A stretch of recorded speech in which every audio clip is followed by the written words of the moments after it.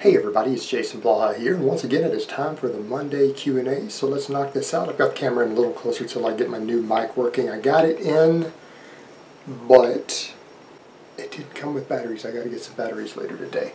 And yes, but Bagpuss is still here. He's just watching guarding the camera. So let's knock this out.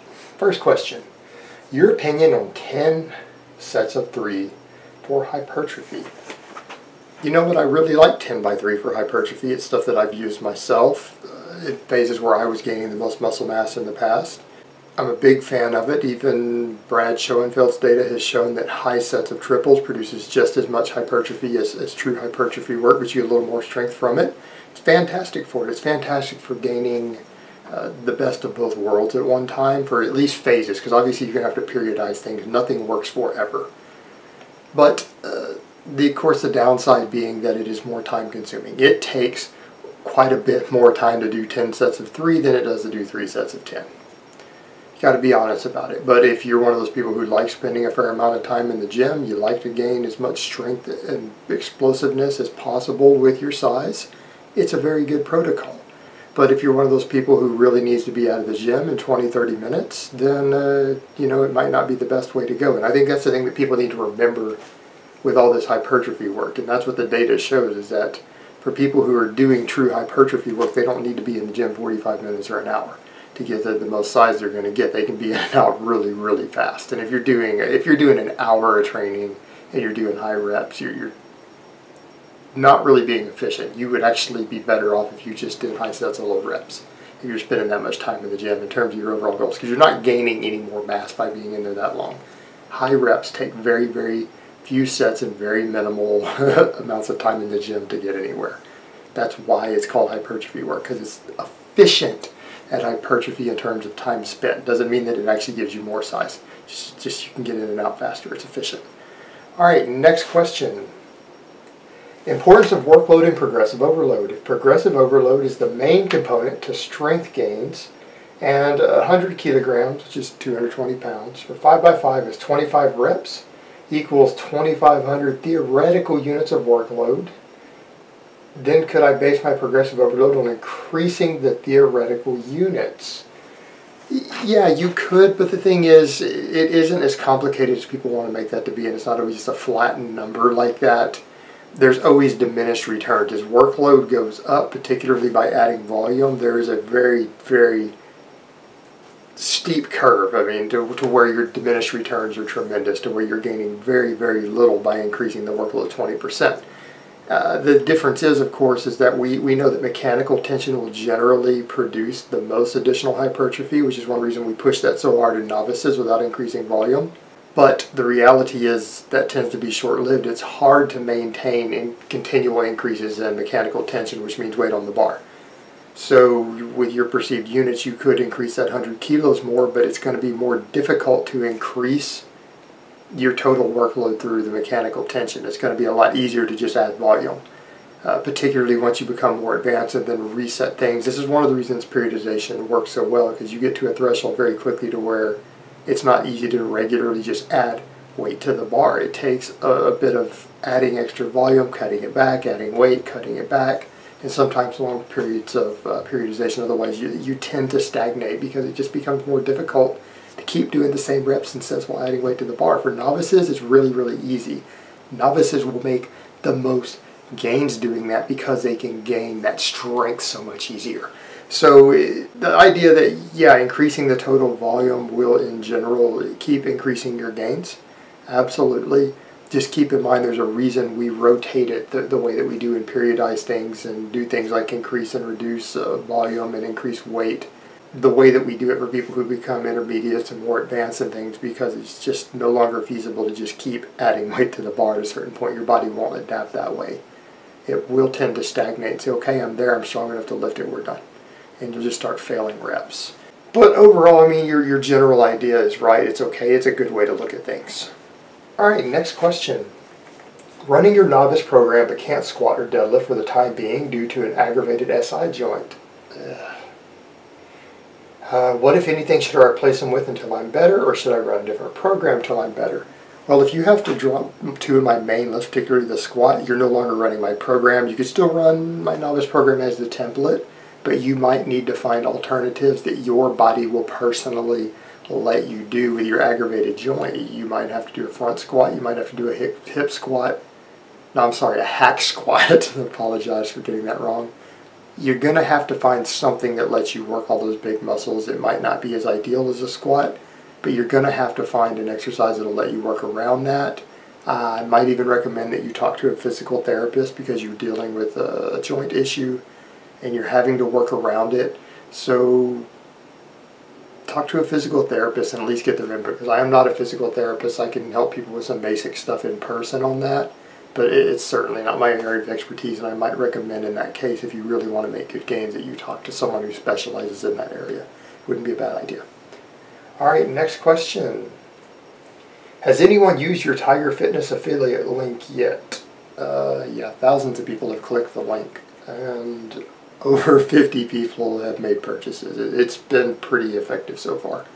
And it's easy to find. It's on my page. It's in description boxes. It's on the front page of my YouTube page. There's a link to it there for anyone who doesn't know what I'm talking about. It's just an affiliate link, and I get a commission on it.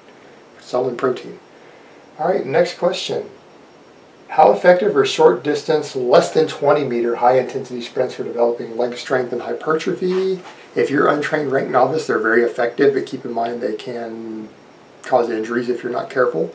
Very effective early on, but once you become reasonably strong and you're able to actually have any leg strength through weight training, you're not going to find them effective anymore at all. And it's because just the resistance and the workload and the tension that they're able to generate just isn't enough to change much of an adaptive response in terms of making you actually bigger and stronger. But for someone who doesn't lift, who's fairly new to training, yeah, they can have an absolute powerful early hypertrophic response. You can definitely gain an inch or so or maybe more of just meat on your legs as a result of doing those, no doubt. But that's going to be very short-lived, because at a certain threshold you're just not able to create enough mechanical tension or enough workload to make any sort of long-term gains there. Now, you'll get better at sprinting short distances, but you're not going to really gain size or strength. All right, next question. Chicken breast shakes. Thoughts? Yeah, I saw that. That's revolting.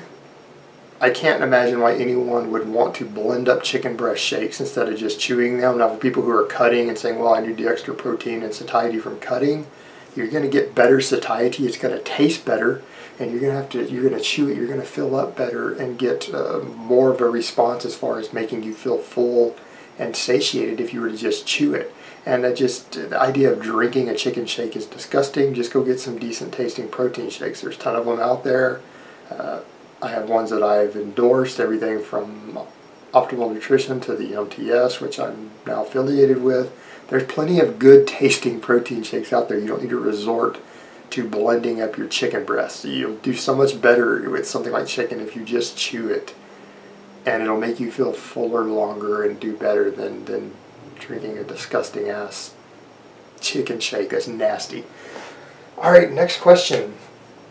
Your thoughts on Greg Nuckols' article about powerlifters should train more like bodybuilders?